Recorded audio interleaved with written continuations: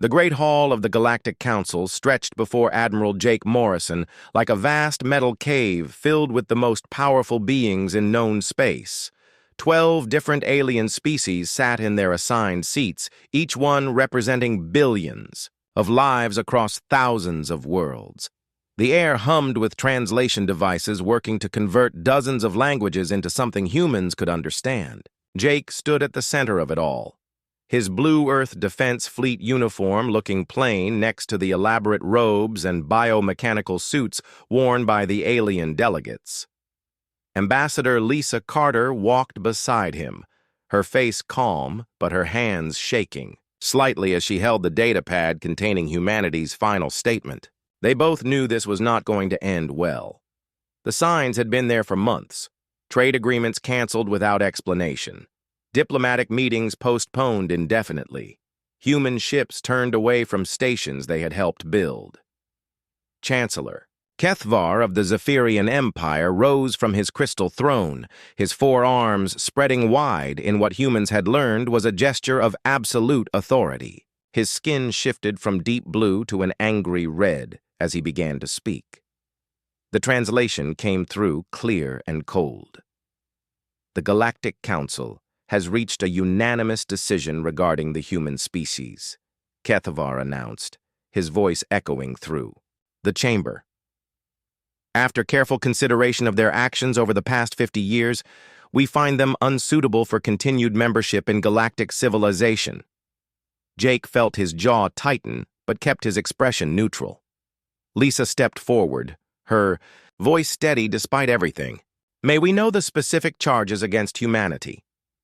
The Altarian representative, a creature that looked like a walking tree made of silver, rustled its metallic leaves in what served as their equivalent of laughter.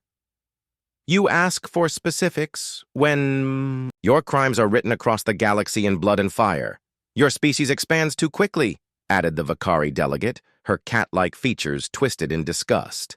You claim new worlds without proper authorization. You build colonies faster than we can catalog them.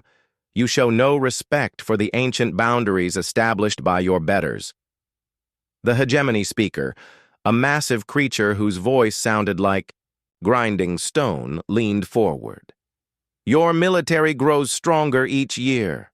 Your ships become more advanced.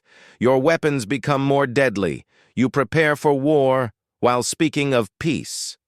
And worst of all, Kethvar continued, you refuse to accept your place in the natural order. You question our decisions. You demand equal treatment despite being the youngest species in the council. You act as if your primitive culture has value equal to civilizations that are millions of years old. Jake wanted to speak, to defend his species, but he knew it would do no good. This decision had been made long before today. The trial was just for show. Lisa tried anyway. Humanity has contributed greatly to galactic civilization. We have shared our technology freely. We have helped broker peace between warring species. We have provided humanitarian aid to worlds in crisis. We have never started a war or conquered territory that belonged to others. You have done these things because we allowed it, the Stellan representative replied, his mechanical voice devoid of emotion. But your usefulness has come to an end. Your independence threatens the stability we have worked for eons to achieve. Kethvar stood again, and the entire chamber fell silent. The sentence is exile. Humanity has 30 standard galactic cycles to withdraw all presence beyond the Sol system. Any human vessel, station, or colony found outside your home system after this period will be destroyed without warning. All trade agreements are void. All diplomatic relations are severed. All communication channels will be closed to human frequencies. The words hit Jake like a physical blow. 30 cycles meant 30 Earth days. Impossible. They had colonies with millions of people, research stations conducting vital work, trade posts that employed thousands, mining operations that entire worlds depended on. 30 days is not enough time, Lisa protested. We have civilian populations to evacuate, children, elderly, medical facilities that cannot be easily moved. Then you should not have built so far from home, Kethvar replied coldly. The decision is final. Captain Holland of your vessel, Defiant, will coordinate the evacuation. Any delay will result in immediate military action. Captain Steve Holland, who had been standing silently behind Jake, stepped forward. His weathered face showed no emotion, but his eyes burned with quiet fury. Understood. We will comply with your demands. The chamber began to empty as the alien delegates filed out, their work complete. None looked back at the humans standing, alone in the center of the vast room. Jake watched them go, each species that humanity had helped, traded with, fought alongside, or saved from disaster, all of them united in their rejection of his people. Lisa touched his arm gently. We should go. There is much work to do. Jake nodded slowly, taking one last look around the chamber where humanity had once held a seat of honor. So, this is how it ends. Not with war or disaster, but with a vote. As they walked toward the exit, their footsteps echoed in the empty space. Behind them, the lights began to dim as the council prepared to conduct business without human interference. The age of human participation in galactic affairs was over. The age of human isolation was about to begin. The first ships would launch within hours, carrying refugees from worlds they had called home for generations. The greatest exodus in human history was about to unfold, and no one knew if they would ever return. 8 years had passed since the last human ship crossed the invisible barrier that marked the edge of Sol system, and Commander Rick Hayes stood on the observation deck of Defense Platform Alpha, watching the construction of humanity's new fortress. The platform stretched for kilometers in every direction, bristling with weapons and sensors that would have seemed impossible just a decade ago. Similar installations orbited every major body in the system, creating a defensive network that could stop any invasion fleet. Rick adjusted his collar and checked his watch. Director Helen Price was due to arrive any minute for the monthly progress briefing, and she always brought news that changed everything they thought they knew about what humans could accomplish when left alone. The transport docked with a soft vibration that Rick felt through the deck plating. Helen emerged from the airlock carrying a data case that probably contained enough technological advances to revolutionize galactic civilization, if anyone in the galaxy was still talking to them. Her gray hair was pulled back in the same practical style she had worn as a research assistant 30 years ago, but her eyes held a brightness that had only grown stronger since the exile. "Good morning, Rick," she said, setting the case on the conference table. "Ready to see what we have accomplished this month?" Rick poured coffee for both of them and sat down. "Always. What impossible thing have our people invented now?" Helen smiled, and opened the case, revealing a series of data crystals that glowed with soft internal light. "Quantum tunneling drives are now operational on 17 ships. We can cross the galaxy in hours instead of months. The communication array project is complete. We can send messages instantly to any point within 100 light years. And the Artificial Intelligence Division has created thinking machines that make our old computers look like pocket calculators." She held up another crystal. "But the real breakthrough is Project Genesis. Amy Brooks and her team have perfected terraforming, technology that can turn a dead rock into a garden world in less than 20 years. We are no longer limited to finding planets that can support human life. We can create them." Rick leaned back in his chair, trying to process the implications. "How many people know about this?" "Everyone who needs to." President Johnson approved. "Full disclosure to the civilian government last week. The people have a right to know what we are capable of now." Through the observation window, Rick could see Earth hanging in space like a blue jewel. It looked peaceful from this distance, but he knew that every major city was buzzing with activity as humanity prepared for something the galaxy had never seen before. Not conquest or revenge, but expansion on a scale that would make their previous efforts look tiny. "What about the galaxy?" Rick asked. "Any word from our monitoring stations?" Helen's expression grew more serious. "The situation continues to deteriorate. The Vakari and Stellan conflict has spread to 12 systems. The trade networks are collapsing without human maintenance. Economic projections suggest a complete breakdown within 5 years." She pulled up a holographic display showing the galactic political map. Large sections that had once been green, indicating stable regions, now flashed red or yellow. "The Hegemony War started 6 months ago when the Altarians tried to claim the Zephyrian mineral rights in the outer spiral. 4 major species are now involved, and civilian casualties are approaching 50 million. Rick studied the display, noting how many of the conflict zones were areas where human diplomats had once kept the peace. "Any attempts to contact us?" 3.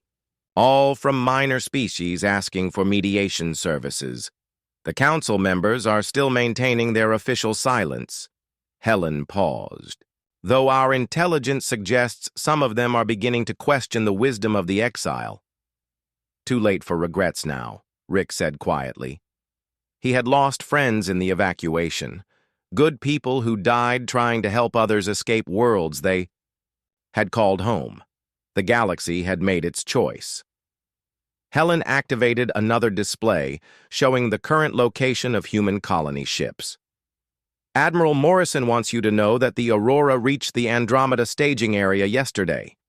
Captain Santos reports successful establishment of the first permanent settlement.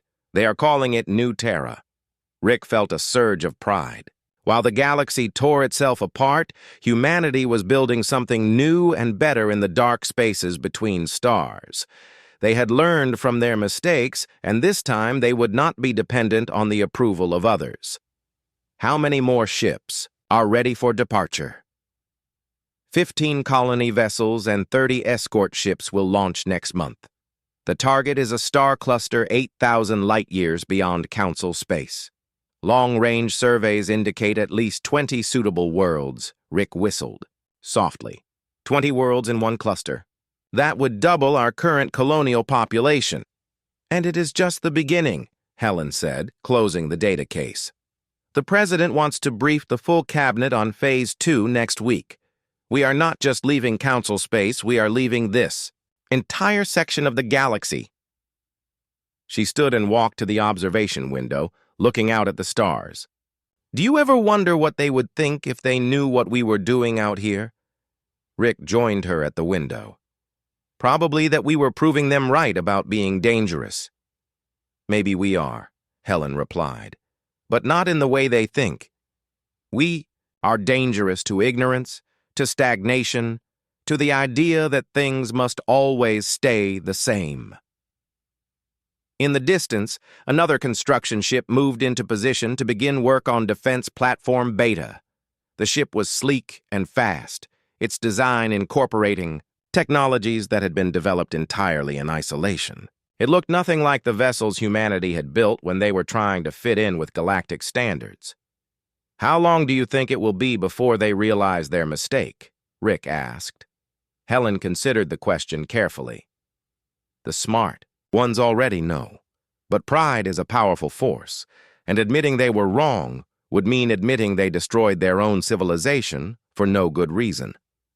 And if they never admit it, then they will become a historical footnote while we build something better among the stars." Helen picked up her case and headed toward the airlock. "The galaxy chose to silence us, Rick. But silence can be a gift if you know how to use it." As her transport pulled away from the platform, Rick remained at the window watching the ships move through space around him. Each one represented thousands of hours of human ingenuity and determination. They were no longer the species that had begged for acceptance at the council table. They were something new, something unprecedented. The galaxy had wanted humanity to disappear into the dark between stars. Instead, they had chosen to light new stars of their own. Captain Maria Santos stood on the bridge of the colony ship Aurora as it emerged from the quantum tunnel into the Kepler cluster, 16 years after humanity had been cast out from galactic civilization. The stars here looked different from those around Earth, younger and brighter, with none of the ancient scars that marked the world's near council space. This was virgin territory, untouched by the political games and territorial disputes that had poisoned the galaxy they left behind. "Navigation confirms our position," reported Lieutenant Commander Danny Walsh from his station. "We are now 8,000 light-years beyond the furthest council outpost. No signs of any artificial signals or structures." Maria nodded, watching. The main screen displayed the star system they had chosen for New Terra. 3 planets orbited in the habitable zone, with 2 more that could be made suitable with terraforming. Asteroid belts rich in rare metals. Gas giants perfect for fuel harvesting. It was everything they had hoped for and more. Communications. Signal the fleet. Begin Phase 1 deployment. Behind the Aurora, 49 other ships began to spread out through the system. Some carried the 50,000 colonists who would become the first citizens of New Terra. Others held the equipment and supplies needed to transform raw worlds into human homes. The newest vessels, built with technology the Council had never seen, moved like dancers through space. Dr. Sandra White joined Maria on the bridge, her excitement barely contained as she studied the sensor readings from the target planet. "The atmospheric composition is better than we hoped. Oxygen at 12%, nitrogen at 70%. We can work with this." "How long for full terraforming?" Maria asked. "With the new biocatalysts and atmospheric processors, 18 months for basic habitability, 5 years for Earth normal conditions." Sandra paused, checking her notes. "The other 2 planets will take longer, but we can have all 3 supporting full ecosystems within a decade." Maria smiled. When humanity had first joined the galactic community, terraforming a single world took centuries. Now they could create garden planets faster than some species could build cities. The years of isolation had not been wasted. Engineer Tony Clark's voice came over the comm system from the orbital construction platform they had deployed an hour ago. "Captain, we have the Stellar Collection Array online. Energy output is exceeding all projections. We can power the entire terraforming operation and still have enough left over for the industrial complexes." Through the bridge windows, Maria could see the array beginning to unfold, like a massive flower made of metal and crystal. It would harvest energy directly from the system's star, providing more power than humanity had ever had access to before. No longer would they need to burn fossil fuels or split atoms. They had learned to drink from the source of all energy in the universe. "Any word from the other colony groups?" Maria asked her communications officer. "New Olympia reports successful planetfall in the Hercules sector. New Geneva is 3 days out from their target system in the Perseus Arm. All colony ships are maintaining communication through the quantum network."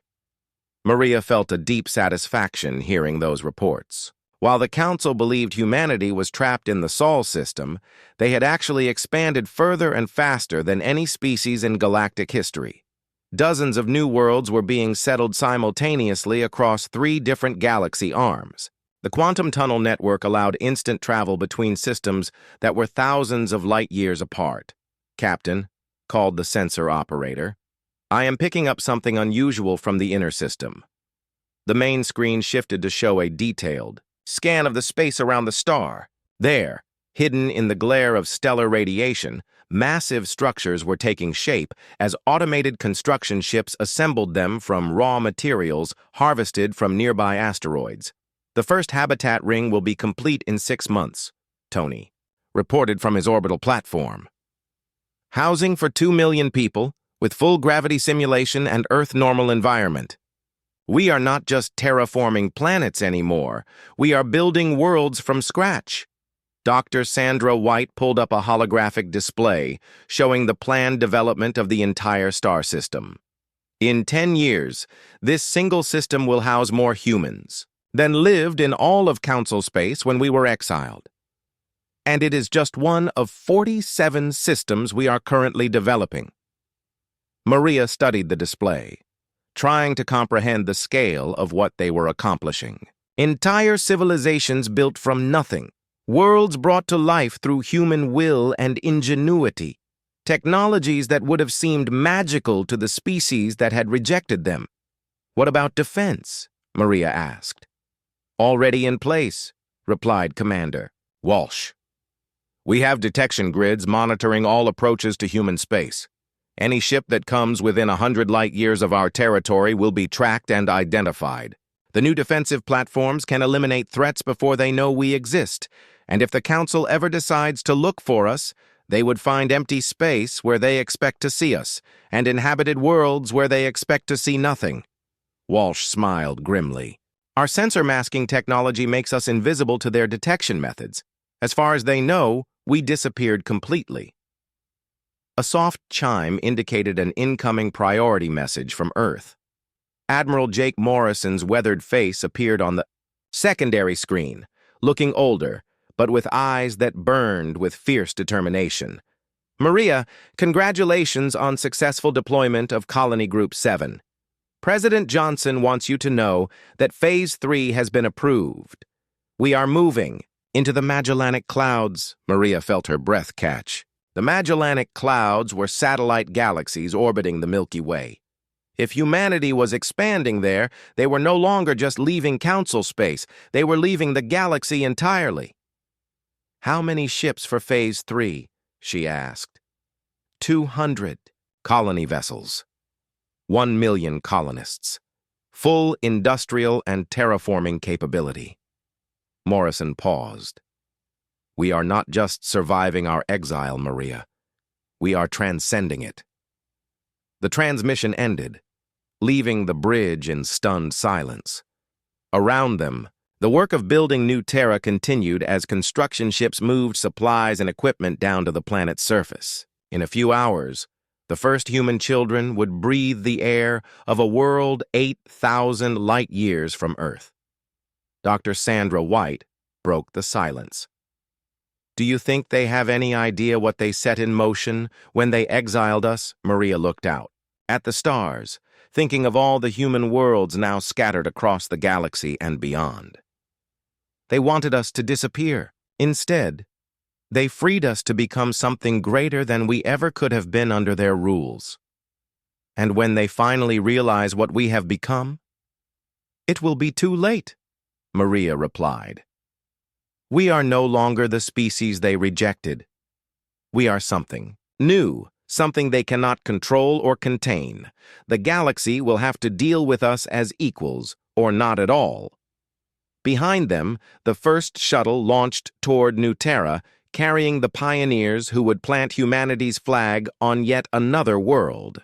The age of human expansion had truly begun. The Galactic Council chambers felt hollow and cold as Chancellor Kethvar walked slowly to his crystal throne, his 4 arms trembling with age and exhaustion. 20 years had passed since the exile of humanity, and the great hall that once hosted representatives from 12 proud species now held only 7. The Vakari had withdrawn after their homeworld burned in the wars. The hegemony collapsed when their economy failed. The Altarians had gone silent 6 months ago, their last message a desperate plea for help that no one could answer.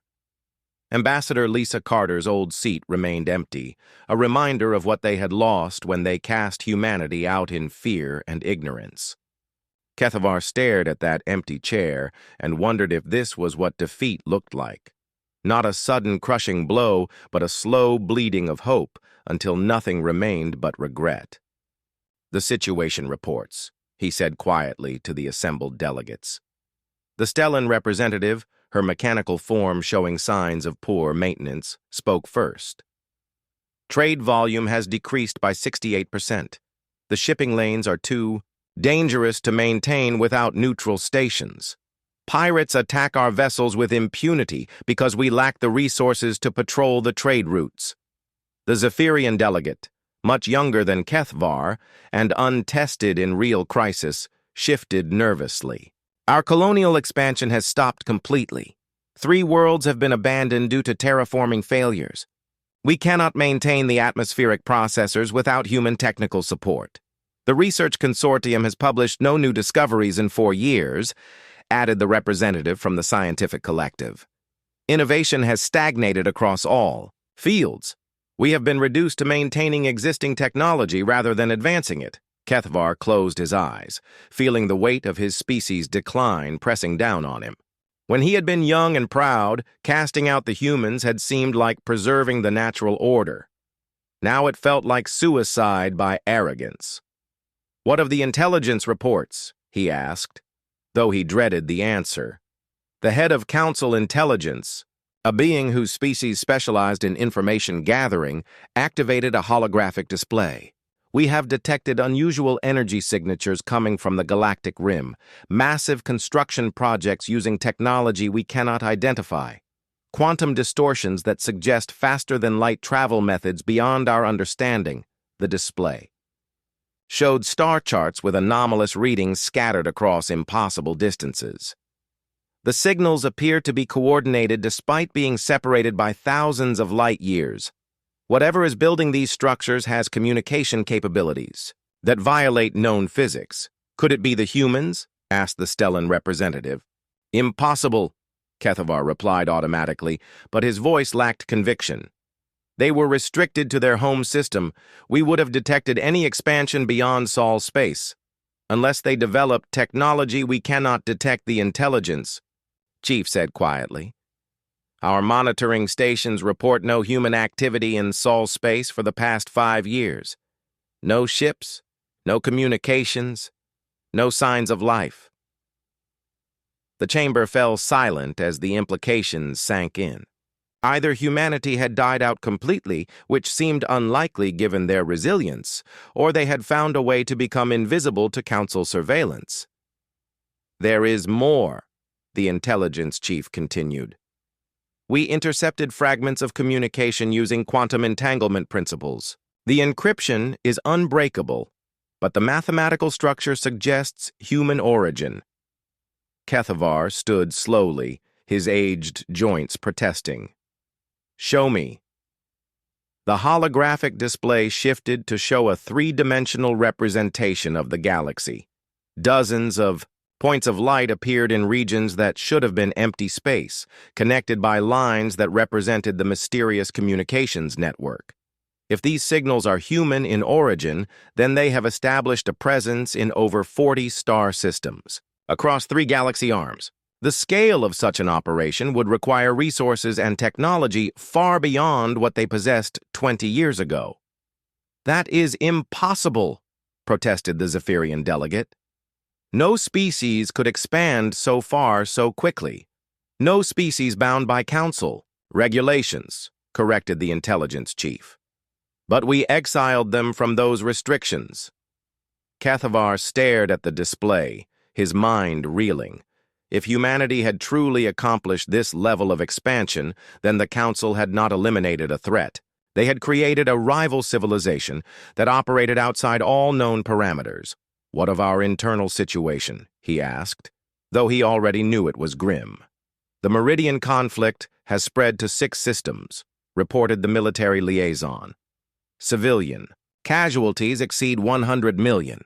The economic disruption has caused food shortages on 12 worlds. Refugee camps are overwhelmed, and we have no mediators to negotiate peace," Kethvar said bitterly. "The humans were the only species trusted by all sides." "Sir," the communications officer spoke up hesitantly, "we have received a request for assistance from the Antares colony. They are experiencing crop failures and requesting emergency terraforming support." "What did you tell them?" "That we no longer have access to such technology." Kethvar sank back into his throne, feeling older than his 200 years. Every crisis they faced seemed to trace back to the absence of human expertise. Their diplomats who could broker peace between ancient enemies, their engineers who could make dead worlds bloom with life, their traders who maintained the economic networks that held civilization together. "Sir," the intelligence chief said carefully. "There is one more thing. We have detected what appears to be a transmission directed at our emergency frequencies. The origin point is unknown, but the signal strength suggests it came from very far away. What does it say? It is a simple message, repeated on a loop. We remember our friends and mourn our enemies. Nothing more." The words hung in the air like an accusation. Kethvar knew without being told that it was a human message, sent across impossible distances to remind the council of what they had chosen. "They are still out there," he said quietly, "growing stronger while we grow weaker. What are your orders, Chancellor?" Kethvar looked around the nearly empty chamber, seeing the shadows of all the species that had once gathered here in strength and unity. Pride had driven them to reject the humans. Pride had prevented them from admitting their mistake, and pride would be the death of everything they had built. "Prepare a message," he said finally. "Broadcast it on all frequencies, including the old human channels." What should the message say? Kethvar stood and walked to the great window that looked out over the capital city of Nexus Prime. In the distance, he could see the lights of ships preparing to evacuate yet another failing colony. The dream of galactic unity was dying, killed by the very council that was meant to preserve it. "Tell them," he said slowly, "that the council recognizes its error. Tell them that we cast out our greatest allies in fear and ignorance. Tell them that the galaxy is dying without them, and we do not know how to heal the wounds we have created." "Sir, that would be an admission of weakness." "No," Kethvar replied, his voice stronger than it had been in years. "It would be an admission of truth, and perhaps, if we are very fortunate, it might be the first step toward redemption." The message went out that day, broadcast across the galaxy on frequencies that had been silent for 20 years. Most expected no response. After all, why would humanity forgive those who had betrayed them when they needed friends the most? But hope, like pride, was a powerful force, and sometimes it was all that stood between civilization and the dark. The first warning came from the Deep Space Monitoring Station at the edge of the Helix Nebula, when sensor operator Lieutenant Kate Murphy detected something that should not have existed. Objects moving through space at impossible speeds, too. Large to be ships, but too purposeful to be natural phenomena. Her hands shook as she transmitted the readings to Fleet Command, knowing that what she was seeing would change everything. Admiral Patricia Scott stood in the command center of the orbital fortress above Nexus Prime, staring at a tactical display that showed the galaxy burning. Red markers indicated dead systems, yellow ones showed worlds under attack, and green markers were disappearing faster than her staff could update the map. In less than 6 months, an enemy from outside the galaxy had destroyed more civilizations than had fallen in the previous 1,000 years of recorded history. "Status report," she demanded. "The Vakari homeworld went dark 4 hours ago," reported Commander Ben Taylor, his voice hollow with exhaustion. "No survivors detected. The entire system appears to have been stripped of all matter." "What about the defense fleets? Destroyed." "The enemy consumed them along with everything else." Patricia closed her eyes, trying to process the magnitude of the disaster. The Vakari had possessed one of the most powerful military forces in the galaxy, with ships that could crack planets and shields that could stop stellar radiation. They had lasted less than 3 hours against whatever was devouring its way through civilized space. Dr. Alan Cross, the Council's chief scientist, approached with a data pad containing the latest analysis of the invaders. "We have confirmed the nature of the threat," he said grimly. "They are machine intelligences, but not like anything in our databases. Their technology appears to be based on converting matter directly into energy and using that energy to replicate themselves. How do we fight them?" "We cannot," Cross replied simply. "Every weapon we fire at them provides more matter for them to consume." Every ship they destroy makes them stronger. They are not just conquering the galaxy, they are eating it. Through the command center's main window, Patricia could see the evacuation ships launching from Nexus Prime every few minutes, carrying refugees from worlds that no longer existed. Billions of beings fleeing in panic toward destinations that might not survive long enough to receive them. "Sir," called the communications officer, "we are receiving a priority transmission from Chancellor Kethvar." The elderly Zephyrian's image appeared on the main screen, his face showing the strain of leading a civilization facing extinction. Behind him, Patricia could see the chaos of the council chambers as the few remaining delegates argued over strategies that everyone knew would fail. "Admiral Scott, I am authorizing the use of Protocol 7. Patricia felt her blood turn cold. Protocol 7 was the complete destruction of Nexus Prime and everything in the system, designed to deny the invaders access to the galaxy's most advanced technology. It was a suicide order disguised as military strategy. "Sir, there are still 12 million civilians in the system, and if we do not stop the enemy here, there will be no civilians left anywhere." Kethavar's voice carried the weight of species-ending decisions. "You have 6 hours to implement the protocol."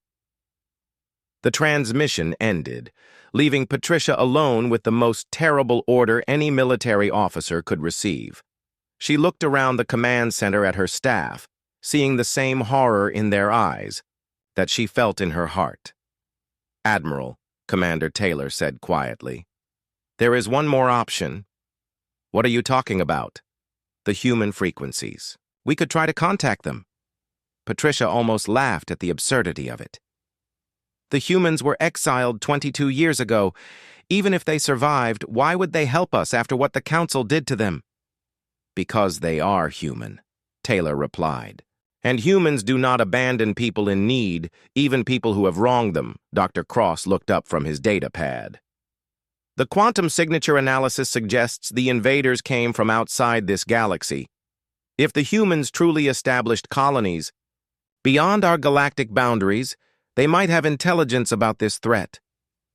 Patricia stared at the tactical display, watching another system go dark as the machine swarm consumed it completely. In 6 hours, she would have to destroy everything they had fought to protect. Unless there was another way. "Open all communication channels," she ordered. "Broadcast on every frequency, including the old human bands, the communications officers." Hands moved across his console, activating transmitters that had been silent for over 2 decades. "Channels open, Admiral." Patricia took a deep breath, knowing that she was about to do something that would either save the galaxy or mark her as a traitor to the Council's memory. "Attention all vessels and installations. This is Admiral Patricia Scott of the Galactic Defense Force. Our civilization is under attack by an enemy we cannot defeat. We are facing complete extinction within days."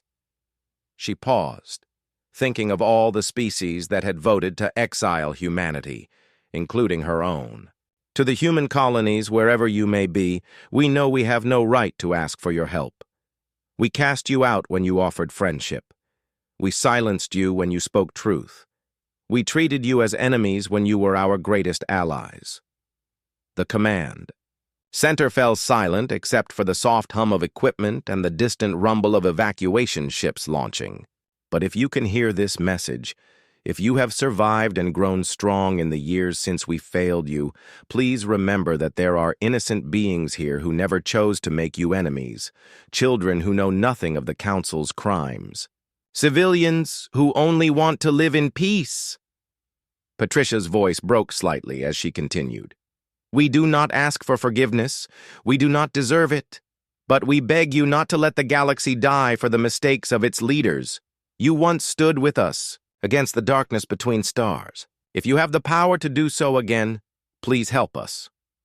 The transmission ended, and the command center remained silent for long minutes.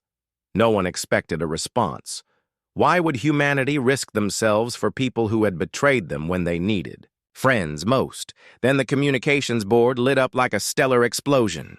A signal was coming through on the emergency frequencies, powerful beyond anything in the Council's experience.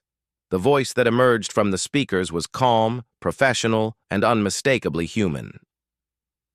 Galactic Defense Force, this is Admiral Katie. Reynolds of the human fleet. We have been monitoring the situation and are en route to provide assistance.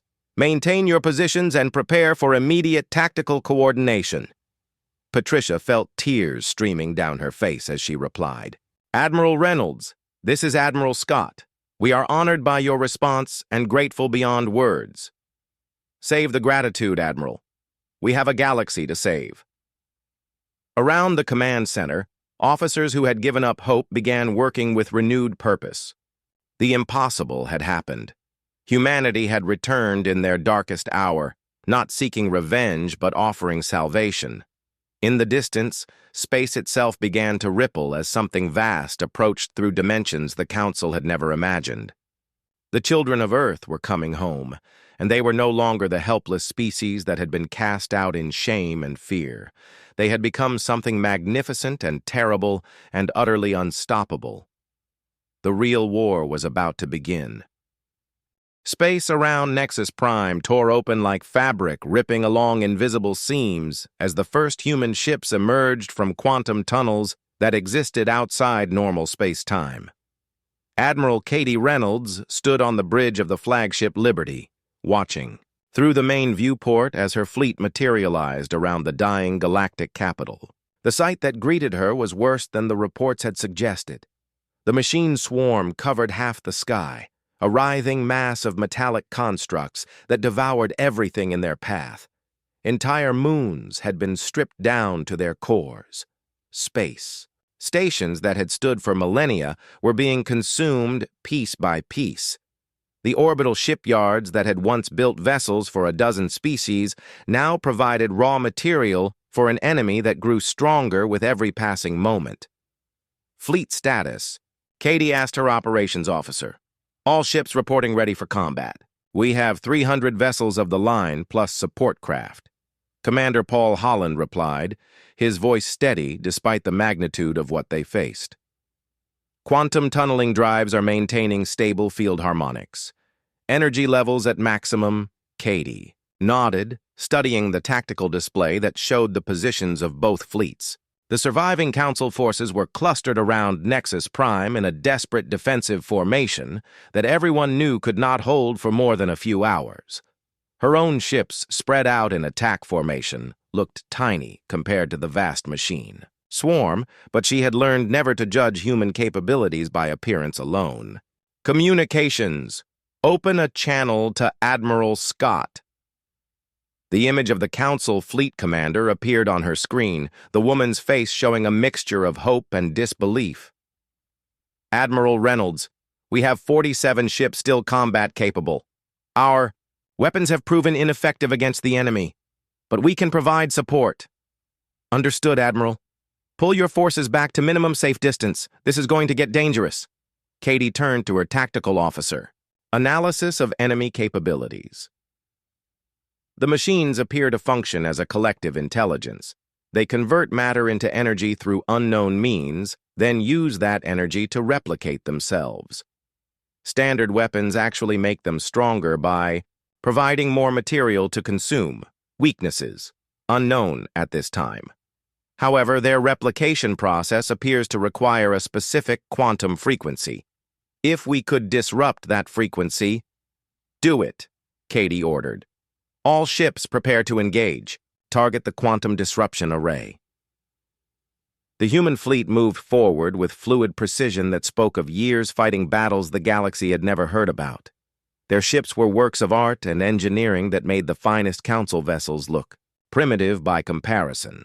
Hulls that seemed to bend light around them. Weapons that fired coherent energy extracted from the quantum foam itself. Shields that could turn aside the focused output of an entire star. Dr. Alan Cross watched from the Council Command Center as humanity engaged an enemy that had destroyed civilizations across half the galaxy. Their technology, he whispered in amazement. How is this possible? 23 years of development without interference or limitation, Admiral Scott replied. "We gave them the greatest gift possible when we exiled them. We gave them freedom." The first human weapons struck the machine swarm with effects that defied understanding. Where Council forces had found their attacks absorbed and converted into enemy strength, human energy disruptors caused entire sections of the swarm to simply cease existing. Not destroyed, not damaged, but erased from reality as if they had never been built. Commander Paul Holland targeted the largest machine construct, a vessel the size of a small moon that served as a coordination hub for the swarm. His ship Arrow dove through enemy fire that would have vaporized any Council vessel, its quantum shields deflecting attacks that could crack planets. "Firing quantum singularity torpedo," he reported. The weapon struck the machine construct and reality folded in on itself for a brief moment. When space returned to normal, the massive enemy vessel was gone, leaving only empty vacuum where it had been. Across the swarm, smaller machines began to move erratically as their coordination network collapsed. Katie smiled grimly as she watched the enemy formation begin to break apart. "All ships, execute Pattern Omega. Time to end this." The human fleet spread out in a formation that resembled a three-dimensional net, each ship positioned to cover specific areas of space.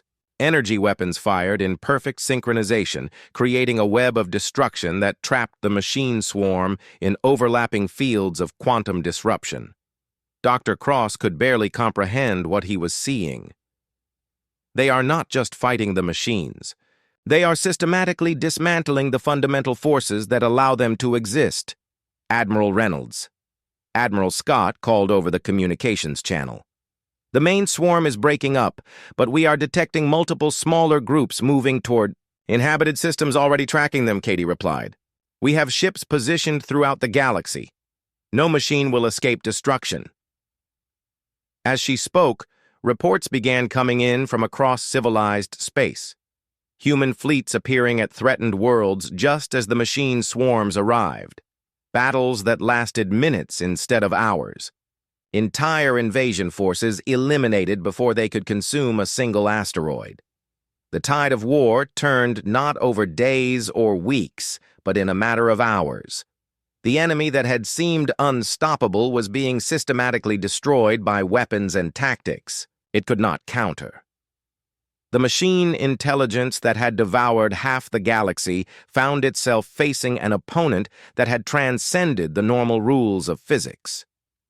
Chancellor Kethvar arrived at the command center as the last enemy ships were being eliminated. His ancient eyes took in the tactical displays showing human vessels protecting worlds across dozens of star systems.